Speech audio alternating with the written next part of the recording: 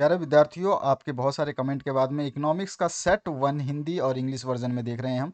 तो चलिए स्टार्ट करते हैं इस पेपर के सॉल्यूशन को। इसी तरह से आप मैक्सिमम कमेंट करिए ताकि आपके सारे सब्जेक्ट को सॉल्व करा दिया जाए, और मैक्सिमम शेयर करिए ताकि दूसरे स्टूडेंट भी कमेंट कर पाएँ। और यहाँ पर जो सॉल्यूशन मिलेगा आपको, परफेक्ट तरीके से बुक से देख करके सोच समझ करके बनाया गया सॉल्यूशन जो है आपको मिलेगा। तो चलिए स्टार्ट करते हैं इस क्वेश्चन को। पहला जो क्वेश्चन है आपका, इसमें पूछा गया है डिफाइन माइक्रो इकोनॉमिक्स, यानी समष्टि अर्थशास्त्र को परिभाषित करना है। तो समष्टि अर्थशास्त्र में सामूहिक स्तर पर आर्थिक समस्याओं जैसे संपूर्ण अर्थव्यवस्था के कुल उपभोग, सामान्य कीमत स्तर, कुल रोजगार और राष्ट्रीय आय आदि का अध्ययन किया जाता है। ये समष्टि अर्थशास्त्र की डेफिनेशन जो है, ये बिल्कुल आपको लिखनी है। अच्छे तरीके से याद कर लीजिए, और छोटा सा भी है। तो ये आपका सॉल्यूशन हो गया। इसका इंग्लिश वर्जन जो है मैंने यहाँ पे दिया है। इसमें लिखा है in micro economics economic problems at the aggregate level such as total consumption of entire economy, general price level, total employment, national income et cetera are studied. इसके बाद में नेक्स्ट जो क्वेश्चन है, इसमें पूछा गया आपसे विनियोग को परिभाषित करना है, डिफाइन इन्वेस्टमेंट। तो प्रोफेसर किन्स के अनुसार जो है विनियोग से अभिप्राय पूंजीगत वस्तुओं में होने वाली वृद्धि से है। तो प्रोफेसर किन्स का जब हम लिखेंगे तो हमें ज़्यादा बड़ा नहीं लिखना है, क्योंकि उन्होंने ये डेफिनेशन दी थी और बहुत बड़े अर्थशास्त्री हैं, तो उनकी डेफिनेशन 100% मान्य होगी। तो यहाँ पर जो है आप अकॉर्डिंग टू जो है प्रोफेसर कीन्स कर देंगे। इसके बाद नेक्स्ट जो क्वेश्चन है, इसमें आपका भारतीय रिजर्व बैंक की स्थापना कब हुई थी। तो सभी को पता होगा, इसकी स्थापना 1 अप्रैल सन 1935 में हुई थी, और 1914 के अंतर्गत किया गया था, 1934 के अंतर्गत किया गया था इसको। इसके बाद में नेक्स्ट जो क्वेश्चन है, इसमें प्रत्यक्ष कर क्या है या डायरेक्ट टैक्स क्या है। तो प्रत्यक्ष कर जो है व्यक्ति की आय और धन पर लगाया जाता है। प्रत्यक्ष कर एक ऐसा कर है जो एक व्यक्ति या संगठन सीधे उस इकाई को भुगतान करता है जिसके द्वारा इसे लगाया गया है। ठीक है। इसके बाद आते हैं नेक्स्ट क्वेश्चन को, देखते हैं। पांचवा क्वेश्चन है ऋणों का भुगतान पूंजीगत व्यय क्यों है। तो हम यहाँ पे बता देंगे, बिल्कुल आसानी से बता सकते हैं। ऋणों का भुगतान एक पूंजीगत व्यय है, क्योंकि इससे सरकार के दायित्वों में कमी आती है, उनकी लायबिलिटीज जो है वो क्या होती है, रिड्यूस होती है। ठीक है। अगला जो क्वेश्चन है आपका, यदि एम पी सी का मान 0.3 है तो एम पी एस का मान निकालना है। तो इसमें कुछ भी नहीं है, आपको M P C plus M P S की वैल्यू जो है वो 1 के बराबर होती है। आपको एम पी सी की वैल्यू 0.3 दी गई है, तो एम पी सी की जगह 0.3 रखेंगे तो एम पी एस की वैल्यू ऑटोमेटिकली निकल जाएगी। एम पी एस जो है आप छोड़ देंगे, 0.3 को उधर ले जाएंगे, 1 में से माइनस करेंगे तो 0.7 जो है इसका आंसर आ जाएगा। आगे बढ़ते हैं नेक्स्ट क्वेश्चन की तरफ। बंद अर्थव्यवस्था से आप क्या समझते हैं, what do you understand by close economy. तो बंद अर्थव्यवस्था एक ऐसी अर्थव्यवस्था है जिसका विश्व के साथ कोई आर्थिक संबंध नहीं होता। इसका मतलब है कि दूसरे देश से कोई आयात नहीं होता और दूसरे देश से को कोई निर्यात नहीं होता। ठीक है, बस सिंपल सा डेफिनेशन, बहुत ही सिंपल लैंग्वेज में सब करवा रहा हूँ मैं आपको। सॉल्यूशन आप देखेंगे तो आपको जो है आसानी से याद भी हो जाएगा और मज़ा भी आने वाला है। सेक्शन बी में आ चुके हैं 8वें क्वेश्चन पे। 8वां क्वेश्चन पूछा गया पूंजीवादी अर्थव्यवस्था की किन्हीं 3 विशेषताओं को लिखना है।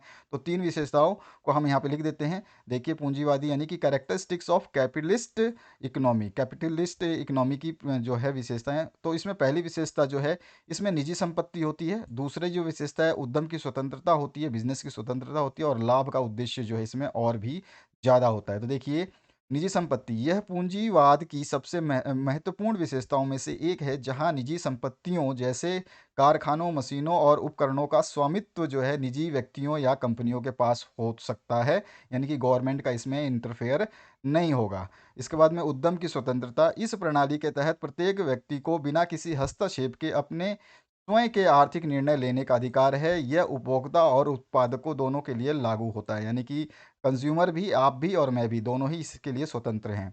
उसके बाद तीसरा जो है लाभ का उद्देश्य। तो लाभ का उद्देश्य मेन होता है, तो लाभ कमाने का मकसद पूंजीवादी अर्थव्यवस्था के सबसे महत्वपूर्ण कारकों में से एक है। इस प्रणाली में सभी कंपनियां अधिकतम लाभ अर्जित करने के लिए उपभोक्ताओं को अपने उत्पादों का जो है उत्पादन और बिक्री करना चाहती हैं। तो इस तरह से 3 जो है विशेषताएं हमने यहाँ पे डिस्कस की है सिंपलेस्ट वर्ड में। ठीक है।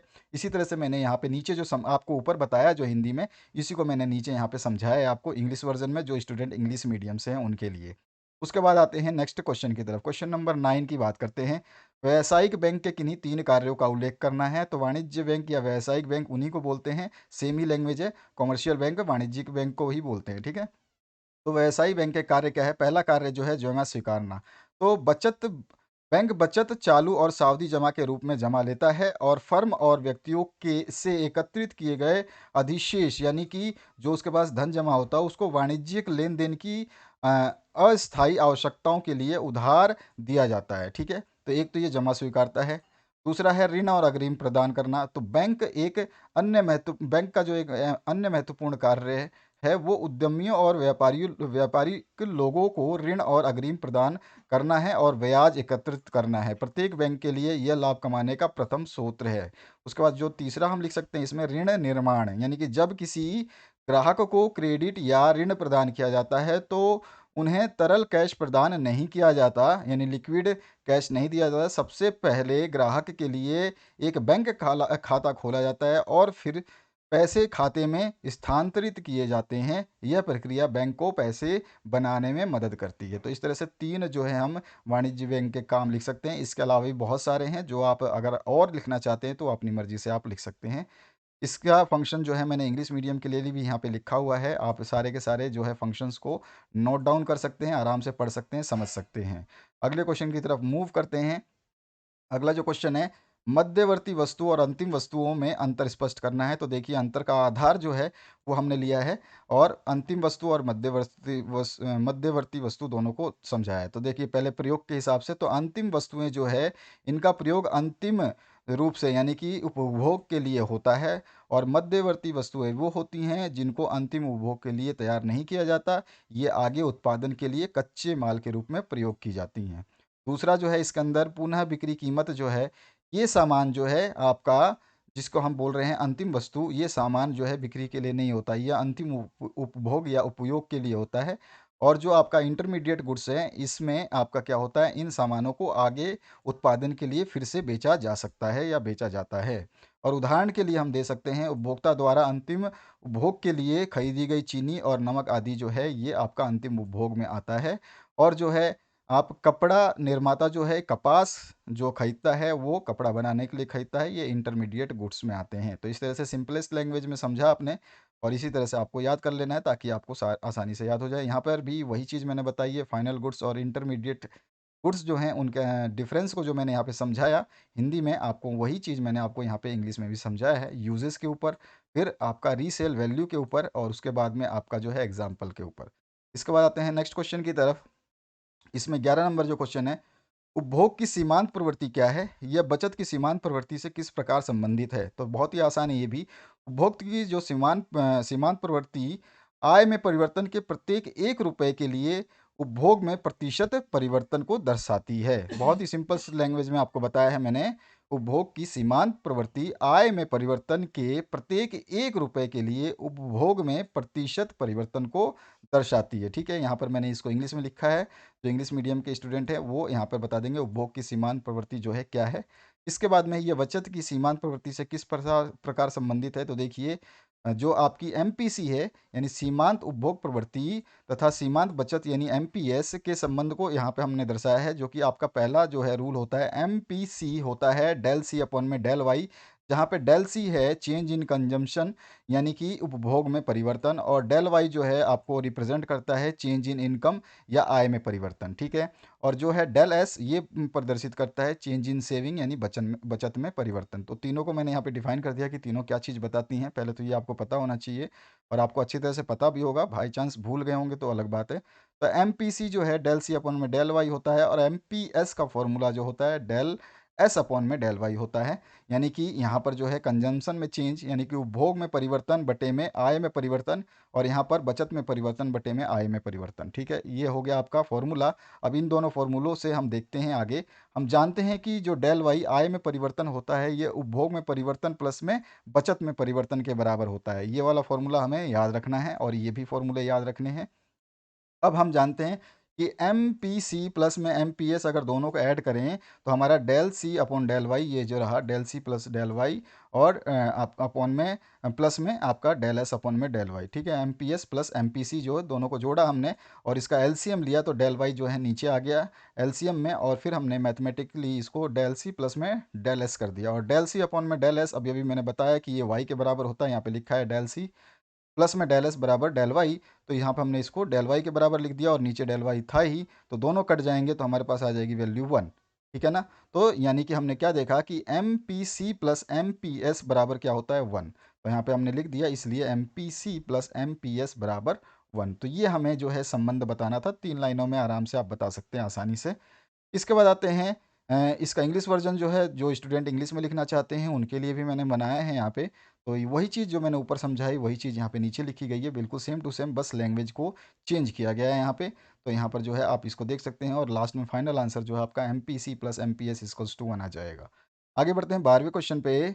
आर्थिक एजेंट से क्या समझते हैं, उदाहरण दीजिए। तो what do you mean by economic agent, give example. तो आर्थिक एजेंट से हमारा तात्पर्य उन व्यक्तियों या संस्थाओं से है जो आर्थिक निर्णय लेते हैं। वे उपभोक्ता हो सकते हैं, वे निर्णय लेते हैं कि क्या और कितना उपभोग करना है। वे वस्तुओं और सेवाओं के उत्पादक भी हो सकते हैं, जो यह निर्णय ले सकते हैं कि क्या उत्पादन करना है और कितना करना है। बहुत ही सिंपल लैंग्वेज में आपको बताई गई ये चीज़। ठीक है, इसको अच्छे से याद कर लेना आप आर्थिक एजेंट के बारे में। और ये जो आर्थिक एजेंट है, ये मुख्य तरह से 4 रूपों में पाए जाते हैं। एक तो परिवार या व्यक्ति हो सकता है, एक फर्म हो सकता है, एक सरकारें हो सकती है, और एक केंद्रीय बैंक हो सकता है। ठीक है? तो यही चीज़ मैंने आपको यहाँ पे इंग्लिश में भी समझाई है। इसको आसानी से आप याद कर सकते हैं। अगले क्वेश्चन की बात करें तो अगले क्वेश्चन में राजस्व की जो है व्याख्या करनी है। राजस्व लेखा क्या होती है, इसके बारे में आपको बताना है। तो देखिए, राजस्व लेखा विभिन्न प्रकार के बिक्री और लेन देन को संग्रहित करने के लिए बनाया गया है। एक संगठन कई प्रकार के राजस्व उत्पन्न कर सकता है, इसलिए उन्हें अलग अलग खातों में रिकॉर्ड करता है। यह आगे के प्रबंधन विश्लेषण के लिए रिपोर्ट को तैयार करने के लिए किया जाता है, जो कुल राजस्व अनुसार होता है, जो जितना भी टोटल राजस्व होता है उसके अनुसार होता है। जिन खातों में राजस्व लेन देन दर्ज किए जा सकते हैं, वे अंतर्निहित लेन देन की प्रकृति पर निर्भर करते हैं। तो इस तरह से इसको भी सिंपल वर्ड में मैंने यहाँ पे समझाया है आपको, तो इसको आप आसानी से याद कर पाएंगे।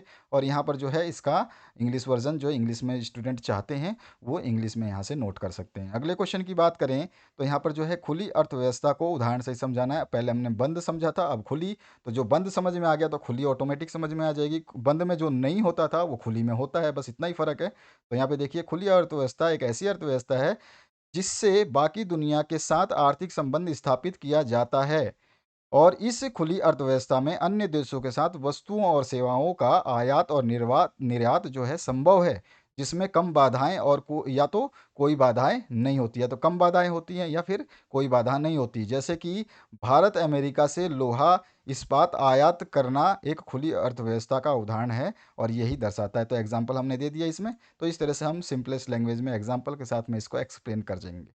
अब इसके बाद में नेक्स्ट जो सी सेक्शन है, इसमें आपका जो है 15 नंबर क्वेश्चन, इसकी बात करते हैं।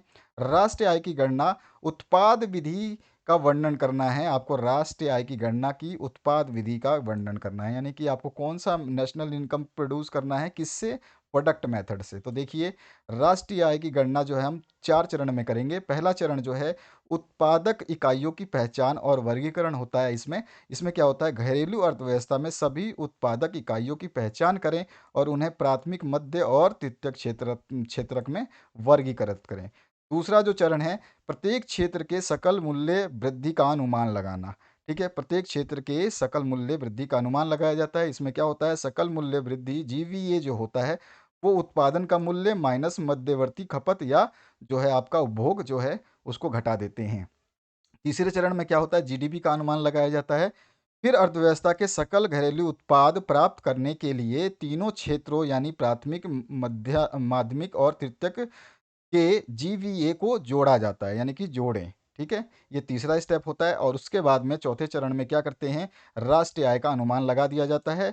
अंत में जो है जीडीपीएमपी से राष्ट्रीय आय N N N N F NNPFC निर्धारित करने के लिए क्या करना पड़ता है, विदेश से शुद्ध आयकर यानी कि एनएफआईए जोड़ी जाती है, और मूल्यह्रास जो है घटाया जाता है, और शुद्ध अप्रत्यक्ष कर भी घटाए जाते हैं।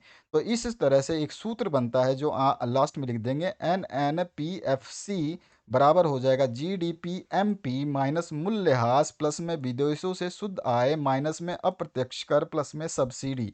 तो ये फाइनल जो चौथा स्टेप है उसके बाद में ये माइनस फॉर्मूला जो आपका मेनली काउंट होगा। तो इस तरह से हम जो है राष्ट्रीय आय की गणना करते हैं। ठीक है, तो ये कैसे गणना करते हैं, तो हमारा जो है यहाँ पर देखिए क्वेश्चन में बोला है प्रोडक्ट मेथड से, तो प्रोडक्ट मेथड से इसी तरह से स्टेप बाय स्टेप करते हैं, ठीक है। बहुत ही सिंपलेस्ट लैंग्वेज है, आप वन बाय वन जब एक बार लिखोगे, एक बार दोबारा पढ़ोगे तो आसानी से याद हो जाएगा। यहाँ पर जो है इसके स्टेप्स जो है इंग्लिश वर्जन में आपको दिए गए हैं, जो स्टूडेंट इंग्लिश में लिखना चाहते हैं वो वही चीज़ जो मैंने आपको हिंदी में समझाई उसको यहाँ पे इंग्लिश में समझाया है मैंने। आप जब पढ़ोगे तो आपको पूरा का पूरा जो है समझ में पूरा का पूरा आ जाएगा, ठीक है। तो इस तरह से आप इसको नोट कर लीजिए, ये 4 स्टेप में कंप्लीट हो जाए। और जो फॉर्मूला है उसको आप यहाँ पे देख सकते हैं, लास्ट वाला फॉर्मूला जो है मैंने यहाँ लिखा हुआ है कि NNFC equals to GD PMP minus depreciation plus में net factor income from abroad minus direct taxes plus में सब्सिडीज, ठीक है। तो ये आपका फॉर्मूला हो गया। अब आते हैं 16 क्वेश्चन पे। यहाँ पर क्या है, आंकड़ों से जो है शुद्ध मूल्य की वृद्धि की गणना करनी है, यानी नेट वैल्यू एडेड को गणना करना है। हमारे पास सारी वैल्यूज दे रखी हैं, इन वैल्यूज को फॉर्मूले वाइज पुट करते जाएंगे, ठीक है। पहला देखिए नेट वैल्यू एडेड क्या होता है, इसका फॉर्मूला बता देता हूँ, उसके बाद हम इसमें ऐड करेंगे। नेट वैल्यू एडेड होता है gross value added minus depreciation minus indirect tax minus subsidy, ठीक है। अब यहाँ पर जो है इसको मैंने हिंदी में लिखा है, शुद्ध मूल्य वृद्धि बराबर होता है सकल मूल्य वृद्धि माइनस में मूल्यह्रास माइनस में ब्रैकेट के अंदर अप्रत्यक्ष कर और आर्थिक सहायता कर। अगर ब्रैकेट नहीं लगाएंगे तो आपका ऐसे ही रहेगा, सारे माइनस माइनस रहेंगे, लेकिन ब्रैकेट लगाएंगे तो जैसे ही ब्रैकेट खोलोगे तो ये वाला आर्थिक सहायता जो है ये प्लस हो जाएगा, ठीक है। ये सब्सिडी जब आप ब्रैकेट हटाओगे तो ये प्लस हो जाएगा, ध्यान रखना। अभी ब्रैकेट लगा हुआ है इसीलिए सारे माइनस माइनस हैं, ब्रैकेट हटाते ही एक जो है सब्सिडी आपकी प्लस हो जाएगी, ध्यान रखना ये। तो यहाँ पर जो है शुद्ध मूल्य की हमारे पास ये फॉर्मूला हमने देख लिया। अब हम नेट वैल्यू एडेड जो है निकालेंगे, तो देखिए उसको निकालने से पहले मैं एक और फॉर्मूला बता दूं। ग्रोस वैल्यू एडेड जो है उसको कैसे निकालेंगे, नेट का निकाला, अब ग्रोस का। ग्रोस वैल्यू होगा वैल्यू ऑफ प्रोडक्शन माइनस में purchase raw materials from other firms, यानी कि सकल मूल्य वृद्धि बराबर होता है मूल्य उत्पादन का मूल्य माइनस में अन्य फर्मों से कच्चे माल की खरीद, ठीक है। तो यहाँ पर तीसरा फॉर्मूला एक और यूज़ करेंगे हम, वैल्यू ऑफ प्रोडक्शन, यानी कि उत्पादन का मूल्य क्या होगा, तो वो होगा टोटल सेल प्लस में चेंज इन स्टॉक, जो कि चेंज इन स्टॉक को हम क्या करेंगे, मल्टीप्लाई कर देंगे closing stock minus opening stock, यानी अंतिम स्टॉक में से प्रारंभिक स्टॉक को घटा करके, ठीक है। तो ये फॉर्मूला आपको तीनों, ये चीज तीनों में हम अब वैल्यू डालते हैं सारी की सारी जो जो चीज़ें दे रखी हैं। सबसे पहले हम निकाल रहे हैं यहाँ पर प्रोडक्शन वैल्यू, ठीक है। तो प्रोडक्शन वैल्यू के लिए टोटल सेल्स, ठीक है, तो 200 है। ऊपर आप देखोगे यहाँ पे टोटल सेल्स लिखा हुआ है, कितना है सेल्स, 200 है, ठीक है। तो हमने लिखा 200। इसके बाद में आपको क्या बोल रहा है, स्टॉक में परिवर्तन कितना आ रहा है, स्टॉक में परिवर्तन कितना आ रहा है आपका, तो देखोगे इस अंतिम स्टॉक माइनस में प्रारंभिक स्टॉक, तो स्टॉक में परिवर्तन अंतिम स्टॉक 15 और प्रारंभिक स्टॉक 10, तो अंतिम माइनस प्रारंभिक करना है हमें, तो अंतिम 15 माइनस 10। तो अब इसको हम सॉल्व करेंगे तो प्रोडक्शन वैल्यू यानी उत्पादन का मूल्य जो है 205 रुपये आ जाएगा, ठीक है। हिंदी और इंग्लिश दोनों के लिए लिखा है, दो दो बार मत लिख लेना, हिंदी और इंग्लिश में। आप इंग्लिश में हो तो इंग्लिश में लिखो, हिंदी में हो तो हिंदी में लिखो, ठीक है। 205 रुपये के आ गया उत्पादन का मूल्य, प्रोडक्शन वैल्यू। अब ग्रोस वैल्यू एडेड जो है उसको निकालेंगे, जो कि यहाँ पे फॉर्मूला ऊपर दिखाया है मैंने। ग्रोस वैल्यू एडेड का क्या होता है, value of production. Value of production कितना निकाला हमने, अभी उत्पादन का मूल्य, वैल्यू ऑफ प्रोडक्शन कितना निकाला, अभी 205 रुपये निकाला है, ध्यान रखना। तो 205 रखा, ठीक है। अब इसमें से क्या माइनस करना, purchase raw material from the other firm. तो हमने अदर फर्म से कितने रुपए का परचेज किया है, तो यहाँ पे देखिए 50 रुपए का, तो इसको माइनस कर देंगे। तो यहाँ पे इसको माइनस किया तो कितना आ गया, 155। अब हम सकल मूल्य वृद्धि, यानी आपको निकालना क्या है, सॉरी, ये सकल मूल्य वृद्धि तो हमने निकाल लिया, ग्रोस वैल्यू एडेड ये निकाल लिया 155। अभी ये हमारे पास नेट प्राइस इंक्रीज जो है हम निकालेंगे, शुद्ध मूल्य वृद्धि जो है वो सबसे पहले ये रहा। तो gross value added, gross value added अभी अभी निकाला हमने, ग्रोस वैल्यू कितना है 155, तो 155 रखा। अब इसमें से माइनस क्या करना है, तो 10, 10 क्या है ये, तो ग्रोस वैल्यू में से हमें डेप्रीसिएशन को माइनस कर देना है। तो हमारे पास जो है इनिशियल स्टॉक जो है वो आ जाएगा। तो यहाँ पर कितना है हमारे पास, अचल पूंजी कंजम्पशन ऑफ फिक्स कैपिटल कितना है, तो वो निकाल देंगे, माइनस कर देंगे। तो हमारे पास जो है 10 को माइनस करेंगे तो कितना आ गया, 45। तो ये जो है हमारे पास में लास्ट वैल्यू आ गई। तो ये इसको हिंदी और इंग्लिश में लिखा है। आप जब हिंदी और इंग्लिश को अलग अलग करोगे तो आपको ये फॉर्मूला ईजी लगेगा, क्योंकि दोनों के लिए लिखा है ना मैंने ऊपर नीचे, इसलिए आपको ऐसा लग रहा है कि बहुत ज़्यादा है। ज़्यादा कुछ नहीं है, 4 स्टेप्स में है, केवल 3 फॉर्मूले हैं, 3 फॉर्मूले को यूज़ करना है और उसको डायरेक्ट निकाल देना है। शुद्ध मूल्य की वृद्धि जो है 145 रुपये आ जाएगी। 17वां क्वेश्चन, सट्टा उद्देश्य प्रयोजन के लिए मुद्रा की मांग की व्याख्या करनी है। Explain the demand of money for speculative motive. देखिए सट्टा उद्देश्य क्या है, व्यक्ति अपने पास नगद मुद्रा इसलिए रखना चाहता है ताकि भविष्य में ब्याज, ब्रांड तथा प्रतिभूतियों की कीमतों में होने वाले परिवर्तनों का लाभ उठा सके। प्रोफेसर किन्स के अनुसार क्या है, भविष्य के संबंध में बाजार की तुलना में अधिक जानकारी द्वारा लाभ प्राप्त करने के उद्देश्य को सट्टा उद्देश्य कहा जाता है।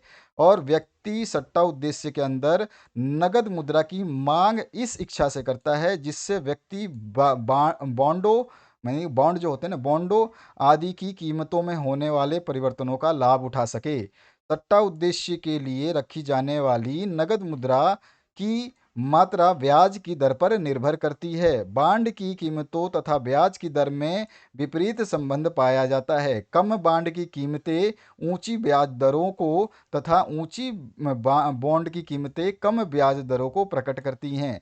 बॉन्ड की कीमतों में वृद्धि यानी कि ब्याज की दर में कमी हो जाती है। उल्टा रखते हैं कि संभावना की दशा में लोग जो है अधिक बांड खरीदेंगे ताकि भविष्य में उनकी कीमतें बढ़ने पर उन्हें बेच करके लाभ कमा सकें। इस स्थिति में सट्टा उद्देश्य के अंतर्गत रखी गई नगद मुद्रा की मात्रा में कमी हो जाती है। तो इस तरह से हमने समझाया कि क्या है इसका मोटिव सट्टा उद्देश्य प्रयोजन के मुद्रा की मांग में। ठीक है, तो ये हमने बताया। इसी को आपको इंग्लिश वर्जन में मैंने नीचे समझाया है। सेम टू सेम जो चीज़ मैंने ऊपर बताई है आपको, उसी को हमने यहाँ पे इंग्लिश में आपको समझाया है ताकि आप लोगों को कोई कन्फ्यूज़न ना हो और आप आसानी से याद कर सकें। और प्रोफेसर कीन्स की डेफिनेशन ज़रूर लिखना ताकि एग्जामिनर समझ जाए बच्चे ने तो पढ़ा तो है। ठीक है, तो इस तरह से आप ये पॉइंट टू पॉइंट लिख देंगे। आगे बढ़ते हैं 18 नंबर क्वेश्चन पे, सेकंड लास्ट क्वेश्चन। मुद्रा की पूर्ति से क्या तात्पर्य है? भारतीय रिजर्व बैंक द्वारा प्रकाशित मुद्रा की पूर्ति से वैकल्पिक मापों को परिभाषित कीजिए। अब देखिए इसमें M1, M2, M3 और M4 जो है माप लिए जाते हैं। मुद्रा की पूर्ति से तात्पर्य अर्थव्यवस्था में कुल मुद्रा की कुल मात्रा से है जिसे किसी देश की अर्थव्यवस्था में शामिल किया जाता है। मुद्रा आपूर्ति में नकद के साथ साथ जमा दोनों के रूप में कुल धन शामिल होता है जिसे आसानी से नकदी के रूप में प्रयोग किया जा सकता है। तो ये हो गया हमारा मुद्रा की पूर्ति से तात्पर्य। ठीक है, समझ में आ गया। बहुत ही सिंपलेस्ट लैंग्वेज में लिखी है मैंने। तो यहाँ पर आप इंग्लिश में इसको देख सकते हैं, इसकी डेफिनेशन को। इसके बाद आते हैं नीचे, जो हमारा भारतीय रिजर्व बैंक ने भारत में मुद्रा पूर्ति के 4 वैकल्पिक जो है उपाय विकसित किए हैं। इनको उपायों को M1, M2, M3 और M4 कहा गया है। M1 में क्या होता है? M1 में किसी भी दिन जनता द्वारा रखे जा रहे सभी करेंसी नोट शामिल हैं, किसी भी दिन। ठीक है, इनमें देश के सभी बैंकों के बचत और चालू खाता दोनों को शामिल किया जाता है। इसमें आरबीआई के पास रखे गए बैंकों के अन्य सभी जमा भी शामिल होते हैं। तो हम कह सकते हैं कि M1 बराबर होता है CC प्लस में DD प्लस में अन्य जमाएं। ठीक है, ये M1 का आपका फॉर्मूला आ गया। अब M2 क्या होता है? M2 में M1 के सभी समावेशन शामिल होते हैं, यानी कि पूरा ये M1 का फॉर्मूला ये पूरा शामिल होता है। और इसके अतिरिक्त जो है डाकघर बैंकों की बचत जमा भी शामिल होती है। यानी कि M2 को अगर हम लिखेंगे तो M1 की जो वैल्यू है उसमें डाकघरों की बचत को जमा को जोड़ देंगे। ठीक है ना, तो ये सिंपल सा M2 हो गया। समझ में आ गया? M1 को तो शामिल किया ही गया है M2 में, साथ साथ में डाकघर को भी शामिल किया गया, उसकी बचत को भी, तो ये भी आ जाएगा M1 के साथ में, प्लस हो जाएगा। तो ये आ गया M2। M3 में क्या है? M3 में जनता द्वारा रखे गए सभी मुद्रा नोट, बैंक के पास सभी मांग जमा, आरबीआई के पास सभी बैंकों की जमा राशि और देश के सभी बैंकों की शुद्ध सावधि जमा शामिल है। यानी कि इसमें तो बहुत कुछ इंक्लूड कर दिया है। यानी कि M3 में आपका M1 तो है ही, ठीक है, उसके साथ में बैंकों की सावधि जमा भी है। तो आपका M3 क्या हो जाएगा? M1 प्लस में बैंकों की सावधि जमा। इसके बाद में M4 जो है, इसमें जो है मुद्रा आपूर्ति या पूर्ति का सबसे व्यापक माप है जिसका उपयोग जो है आरबीआई करता है। इसमें M3 के सबू पहलू को शामिल किया गया, यानी M3 का जो है ये पूरा का पूरा इक्वेशन शामिल किया गया है। इसमें देश के डाकघरों की बैंक बचत भी शामिल है।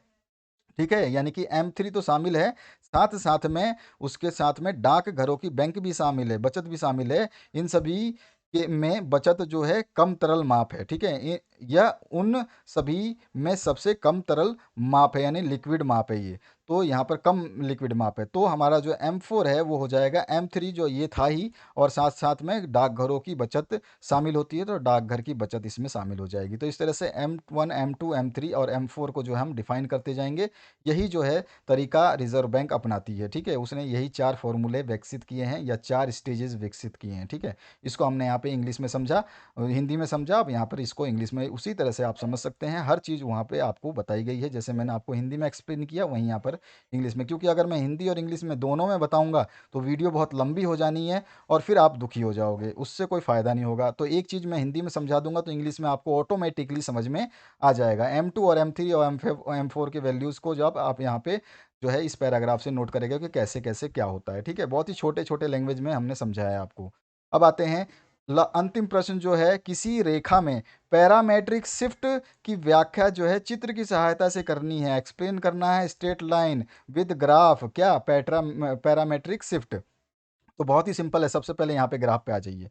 देखिए इसमें जो है ये बी को दर्शाता है, ये जो वाई एक्सिस है ये बी को दर्शाता है, जो एक्स एक्सिस है ये ए को दर्शाती है, ठीक है।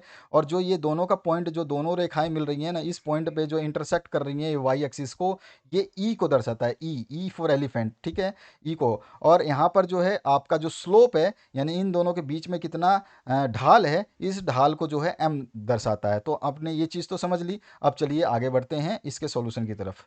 देखिए सरल रेखीय समीकरण जो है B equals to M A plus E होता है, ठीक है। ये इकोनॉमिक्स में होता है। वैसे अगर सरल रेखा का समीकरण देखा जाए तो मैथमेटिक्स के हिसाब से Y equals to M X plus C होता है, ठीक है। तो ये यहाँ पर उसी को लिया गया है, उसी के बेसिस पे सब कुछ बनता है। मैथमेटिक्स जो स्टैंडर्ड है उसी के बेस पे, लेकिन यहाँ पर जो है हमें जो चर हैं वो इकोनॉमिक्स के हिसाब से यूज़ करते हैं, यानी वेरिएबल्स जो हैं ये इकोनॉमिक्स के हिसाब से यूज़ करते हैं। इसलिए समीकरण जो है Y equals to M X plus C ना होकर के B equals to M A plus E हो गया है। अब देखिए सरल रेखीय समीकरण B equals to M A plus E के रूप को दर्शाने वाले आरेख पर क्षैतिज और ऊर्ध्वाधर, ऊर्ध्वाधर यानी कि क्षैतिज मतलब एक्स एक्सिस और ऊर्ध्वाधर मतलब वाई एक्सिस अक्षों पर ए और बी दो परिवर्तों को दर्शाया गया है। मैंने यही चीज़ पहले आपको ग्राफ में बताई कि बी को दर्शाया गया है और ए को दर्शाया गया है। समझ में आ गया। ये आपको ग्राफ के बारे में बताएंगे, इससे आपकी लाइन कवर होगी और आंसर थोड़ा सा बड़ा बनेगा। बाकी इसमें क्वेश्चन में है ही नहीं कुछ, ठीक है ना। अब यहाँ पर जो है m जो है 0 से बड़ा को सरल रेखा की प्रवणता कहते हैं। m जो है स्लोप, जो इन दोनों के बीच का जो स्लोप है, ये अगर 0 से ज़्यादा है, यानी कि दोनों एक ही लाइन पे नहीं है, ये अगर दोनों लाइन मिल जाएंगी तो सिंगल एक लाइन हो जाएगी ना। तो ये दोनों अगर दोनों की वैल्यू m से ज़्यादा है तो उसको क्या बोलते हैं, 0 से ज़्यादा है तो उसको हम बोलते हैं सरल रेखा की प्रवणता, ठीक है। और e जो है आपका बड़ा होता है 0 से, इसको ऊर्ध्वाधर यानी कि बी अक्ष पर, तो इसको बोलते हैं अंतःखंड, ठीक है। तो जब ए में एक इकाई की वृद्धि होती है, अब ध्यान देना कि यहाँ पर जो ये ए है इसमें अगर एक की जगह एक लिख दूं तो जो है इकाई की वृद्धि होती है, तो बी के मूल्य में m इकाइयों से वृद्धि हो जाती है। यानी कि ये b जो है अगर मैं यहाँ पर एक लिखूं तो m जितना होगा उतनी वृद्धि b में होगी। समझ में आया ना। आप देख लेना, अगर आप लिखोगे a की जगह एक लिखोगे और तो b की वैल्यू कितनी होगी, तो m गुना होगी। जो भी यहाँ पे लिखा गया उसके साथ m की जो वैल्यू होगी वो मल्टीप्लाई होगी, तो b की वैल्यू उसी तरह से बढ़ेगी। इसमें यही बताया है कि जब a में एक इकाई की वृद्धि होती है तो b के मूल्य में m इकाइयों से वृद्धि हो जाती है। इससे आलेख पर परिवर्तों का संचलन कहते हैं। ध्यान रखना है आपको, ये चीज़ें लिखनी है। छोटा आंसर है लेकिन समझाने के लिए आपको लिखना होगा, ठीक है। अब आ जाइए, मान लीजिए m के दो मूल्य क्रमशः। अब मान लीजिए m का अभी एक एक लिया था तो आपको समझ में नहीं आया, अब हम दो मूल्य लेते हैं। m बराबर लेते हैं 0.5 और m बराबर लेते हैं 1। तो जो m के इन मूल्यों के संगत हम दो सरल रेखाएं लेते हैं, तो हमने दो सरल रेखाएं ली हैं। b equals to m into a, plus में क्या लिया था हमने, यहाँ पे b लिया था, यहाँ पे y लिया था सॉरी e लिया था, तो e लिया हुआ है। e की वैल्यू दोनों में सेम रखी है। हम m की वैल्यू चेंज कर रहे हैं। m यहाँ पे 0.5 लिया है और यहाँ पे m है 1। एक को a से गुणा करोगे तो a ही आएगा, इसलिए एक यहाँ पे दिखाया नहीं गया। यहाँ पे 0.5 दिखाया गया। 0.5 मतलब a आधा, आधा मतलब नीचे की तरफ, एक मतलब ज़्यादा मतलब पूरे ऊपर की तरफ, तो ऊपर जा रहा है। तो यही चीज़ अब ध्यान देना। तो इसमें क्या गया है कि m के इन मूल्यों के संगत हम दो सरल रेखाएं लेते हैं जिनमें एक दूसरे की अपेक्षा अधिक खड़े वाला ढाल है, ठीक है। इनमें देखोगे कि आप दोनों में एक दूसरे के अपेक्षा खड़े वाले ढाल है, क्योंकि मतलब ये ज़्यादा खड़े हो रहे हैं, क्योंकि ए की वैल्यू जो है वो कैसे चेंज हो रही है, एम की वैल्यू चेंज होने से। एम की वैल्यू अगर आधा रख रहे हैं तो वो नीचे वाला कर्व दिखा रहा है ये वाला, अगर एम की वैल्यू एक रख रहे हैं तो ये बढ़ जा रहा है कर्व और ये ऊपर चला जा रहा है, ठीक है। अब यहाँ पे देखिए सतहें और एम को आलेख का पेरीमीटर कहते हैं, ठीक है। सतहें और एम के आलेख को जो है हम क्या कहते हैं, इसको पेरीमीटर कहते हैं। ये अक्ष पर दर्शाए परिवर्तों की तरह प्रकट नहीं होते, लेकिन आलेख की स्थिति को नियमित करने के लिए पृष्ठभूमि में कार्य करते हैं, ठीक है। ये प्रकट तो नहीं होते, लेकिन इसके पीछे ये कार्य करते हैं। उपयुक्त उदाहरण में जैसे जैसे एम बढ़ता है, सरल रेखा ऊपर की ओर बढ़ती है, इसे आलेख का पैरामेट्रिक शिफ्ट कहते हैं। यही चीज़ हमें समझानी थी। तो भैया ये वाला वर्ड जो है आपको लिखना है और इसी तरह से लिखना है, बिल्कुल एनसीईआरटी बुक से है आपका, तो इसलिए आपको इधर उधर की कोई भी चीज़ नहीं पढ़नी है, फालतू चीज़ें नहीं समझनी है, ठीक है। तो इसको आपको ढंग से ध्यान करके पढ़ लेना है। एक बार पढ़ोगे, दो बार पढ़ोगे, तीसरी बार में गारंटीड है आपको ये सारा का सारा मुखड़े पे याद होगा, ठीक है।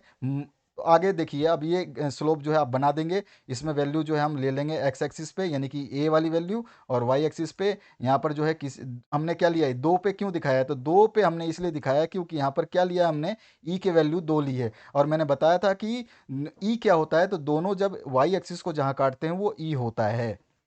पहले ही बताया था ना मैंने। अगर आप इस इन दोनों कर्व को यहाँ 5 पे लेते, तो यहाँ पर जो है ई की वैल्यू यहाँ 5 लिखते, यहाँ पे भी 5 लिखते। समझ में आ गया होगा आपको। ए की वैल्यू हम चेंज नहीं कर रहे, एम की वैल्यू हम जितना चेंज करेंगे उतने ग्राफ बनते जाएंगे। अगर आप दो लेते तो एक और लाइन यहाँ पे, अगर आप दो लेते तो एक और लाइन जो है यहाँ पर खींच दी जाती इस तरह से, और यहाँ पे बी बराबर क्या लिख देते, 2a+2, ठीक है ना। तो इस तरह से आप मतलब इस ग्राफ को समझ सकते हैं, ठीक है। ये चीज़ हो गई आपको समझाने वाली बात। अब ये आते हैं अब इसके इंग्लिश वर्जन पे, जो अंतिम क्वेश्चन का इंग्लिश वर्जन है वही चीज़ है। Two variables a and b are shown on the horizontal and vertical axes on a graph.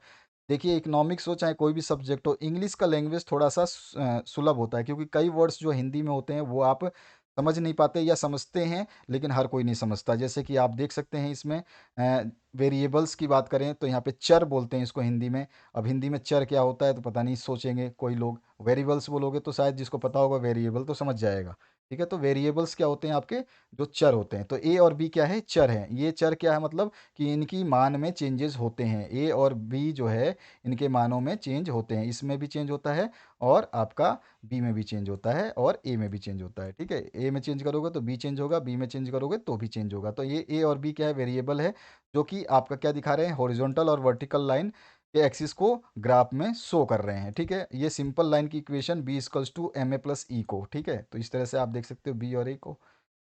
इसके बाद में यहाँ पर जो हम बता देंगे, here m is greater than zero is called the slope of the straight line. यानी कि m की वैल्यू अगर जीरो से ज़्यादा है तो वो क्या शो करता है, स्लोप करता है, यानी कि ढाल को शो करता है। और यहाँ पर जो है आगे देख सकते हैं इसमें, और e बराबर e अगर बड़ा है जीरो से तो ये इंटरसेप्टन ऑन द वर्टिकल एक्सिस, यानी कि बी लाइन पे जो है इसके प्रतिच्छेद बिंदु को प्रकट करता है, ठीक है। ये चीज़ समझ में आ गई।